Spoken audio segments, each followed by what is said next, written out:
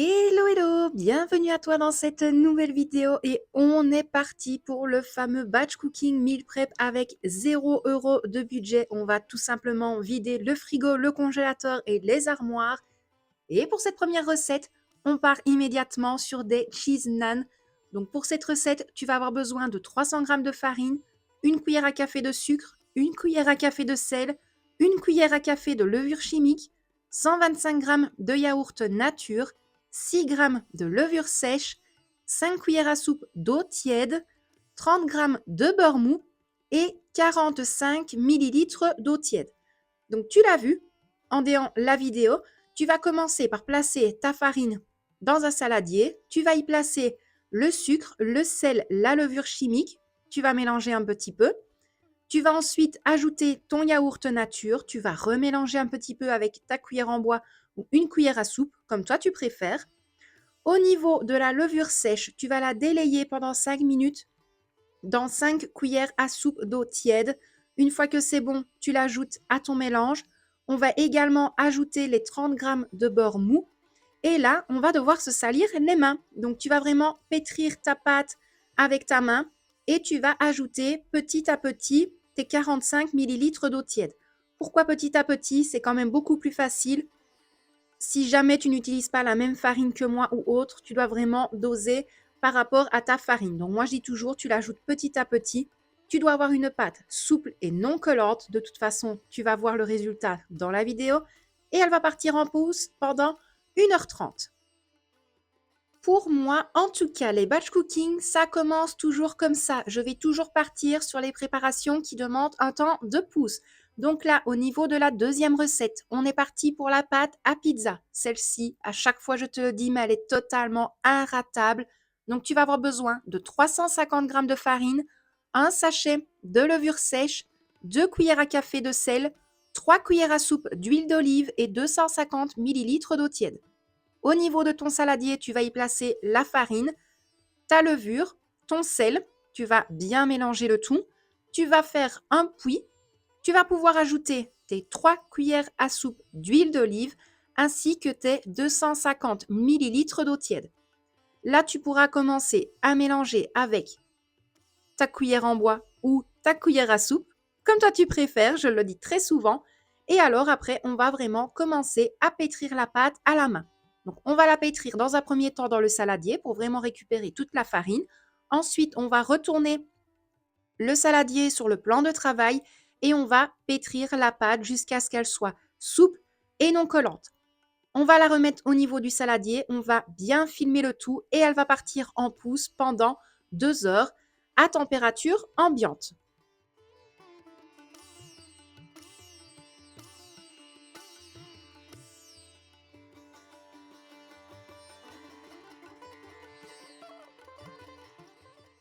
On continue dans l'avancement des recettes. Donc au niveau de ma grosse marmite, je vais faire chauffer de l'eau et y placer 1 kg de chou-fleur. Comme ça, je vais être tranquille parce que je vais faire 2 recettes avec. Au niveau de ma poêle, je vais ajouter de l'huile d'olive et des oignons. Et au niveau de ma petite casserole, je vais faire également cuire de la matière grasse, du moins chauffer de la matière grasse et ajouter une bonne quantité d'oignons parce que là, je vais réaliser une soupe à l'oignon.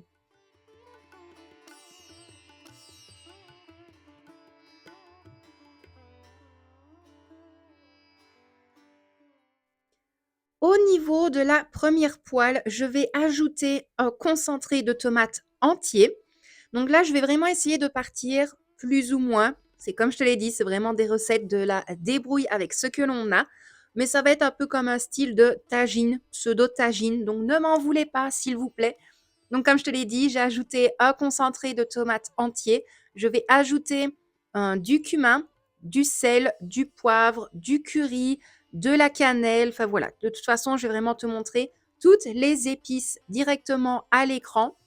Au niveau dosage des épices, pareil, je le dis très très souvent, mais c'est vraiment en fonction de tes goûts, en fonction des goûts de ta famille, et puis bah, forcément en fonction des allergies aussi, forcément.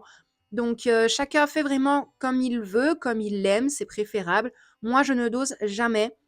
Maintenant, c'est vrai que j'adore les plats où il y a quand même pas mal d'épices. Le sel, je n'en mets pas énormément parce qu'on essaie quand même de bannir un maximum le sel, même s'il en faut quand même un petit peu. Mais donc voilà, je vais vraiment ajouter toutes mes épices. Ensuite, je vais bien remuer le tout et je vais laisser vraiment mijoter sur un feu moyen pendant 10 bonnes minutes. Comme ça, les épices vont vraiment bien accrocher au niveau de l'oignon.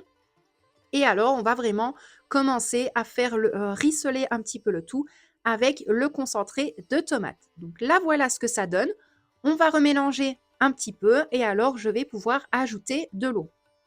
Au niveau de la quantité d'eau, je vais vraiment recouvrir le tout. Si vraiment par la suite ça s'évapore, j'en rajouterai petit à petit. Mais là, dans un premier temps, c'est vraiment pour dire de faire ramollir, si je peux dire ça comme ça, les oignons. Donc là, c'est en cuisson. Le chou-fleur est en cuisson également. Et les oignons au niveau de ma casserole commencent à bien cuire. Par contre, il faut vraiment qu'ils soient légèrement dorés. Donc ça va encore rester en cuisson quand même quelques minutes, étant donné que c'est des oignons surgelés. Ça 1, 2, 3, ça rejette quand même pas mal d'eau. Au niveau de ma poêle, là ici, la préparation va bientôt être terminée. Donc je vais ajouter mes petits pois surgelés.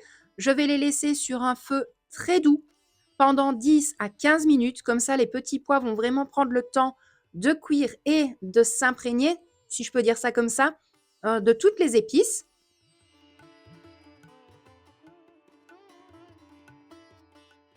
Pendant ce temps, je vérifie quand même ma pâte à cheese naan qui franchement gonfle très très bien, ainsi que ma pâte à pizza. Donc par contre, concernant la pâte à pizza, ce sera dans la recette de demain. Donc reste bien au rendez-vous dans les vidéos qui vont sortir parce que ça va être sûrement demain et peut-être également lundi. Donc là ici, le chou-fleur est cuit, je l'ai égoutté et je vais vraiment le diviser en deux. Donc je vais ajouter une partie au niveau de mon plat tomate, oignons et petits pois. Et franchement, c'est vraiment pas mauvais. Ça te fait vraiment un très bon repas végétarien, bien épicé. Donc franchement, c'est extra. Et d'ailleurs, ça, on l'a mangé, pardon, avec les cheese naan. Et alors, comment te dire que c'était une pure folie. Franchement, c'était super bon. Le reste du chou-fleur, je vais le placer directement dans mon plat à gratin. Je vais réaliser une béchamel rapide et allégée. Donc pour la recette de la béchamel allégée, mais également très rapide, je te la placerai juste après cette vidéo-ci. Donc la vidéo est sortie à 19 h. À 20 h, je te sors la recette de la béchamel allégée en short sur YouTube. Donc là ici, les oignons sont bons. Donc là, je vais vraiment ajouter une grosse quantité d'eau. Comme ça, je vais vraiment bien laisser tout cuire. Mon plat est prêt. Le gratin, je vais m'en occuper par la suite. Donc tu le vois, j'ai quand même mis pas mal d'eau au niveau des oignons. Ce plat-là, comme je te l'ai dit, il est prêt. Et alors, le gratin de chou-fleur, lui, j'ai mis la béchamel. Je vais le recouvrir de fromage râpé. Ça va partir en cuisson pendant 20 minutes à 175 degrés. Et puis après, comme ça, on sera bon avec les cuissons.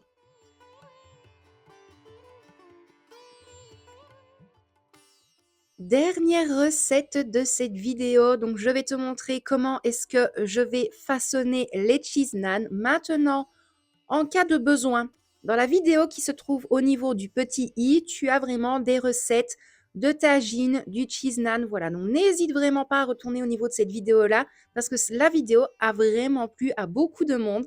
Donc, n'hésite pas. Donc là, ici, j'ai vraiment dégazé un tout petit peu la pâte. J'ai effleuré mon plan de travail avec la farine. Je vais venir y déposer la pâte, la retravailler légèrement. Je vais former un style de boudin et alors je vais vraiment enlever des morceaux de pâte que je vais former en boule.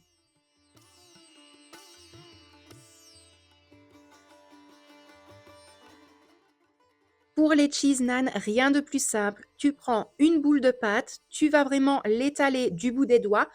N'hésite pas à rajouter un petit peu de farine sur ton plan de travail pour éviter que la pâte ne colle.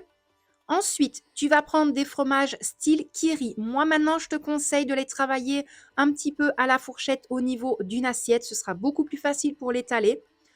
Ensuite, tu vas bien refermer tout ton cheese naan. Tu vas vraiment pincer le dessus pour éviter que ta préparation n'en sorte.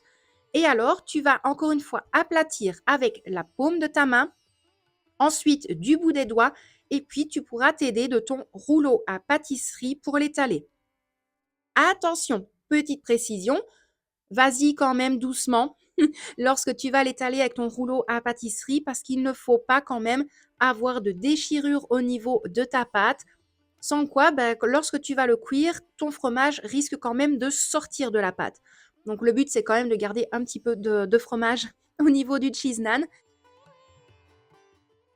Au niveau de la cuisson, moi, je suis partie sur un feu doux moyen, sans matière grasse. Je le laisse d'un côté et ensuite je le retourne. Moi, je t'ai fait une avance vraiment extra rapide. Comme ça, tu le vois que ça forme des petites bulles et lorsque je vais le retourner, il va vraiment bien gonfler. Donc de base, je devais en avoir 6. Au final, dans l'assiette, tu le vois, il en reste plus que 3. Ça, c'est quelque chose qu'on adore ici. Mais voilà, en tout cas, le résultat de cette première partie batch cooking. J'aurais pu te filmer beaucoup plus, mais je t'avoue que pour filmer et cuisiner, ça demande quand même pas mal de temps. Donc, je préfère te faire des plus petites vidéos, mais t'en sortir un petit peu plus. Donc, moi, je te donne rendez-vous demain dans la prochaine vidéo qui sera la suite de cette vidéo-ci. N'hésite pas à me dire en commentaire si la vidéo t'a plu. Si maintenant tu comptes tester des recettes également. Mais en tout cas, moi, je t'envoie des tonnes de bisous et puis je te dis à demain dans la prochaine vidéo.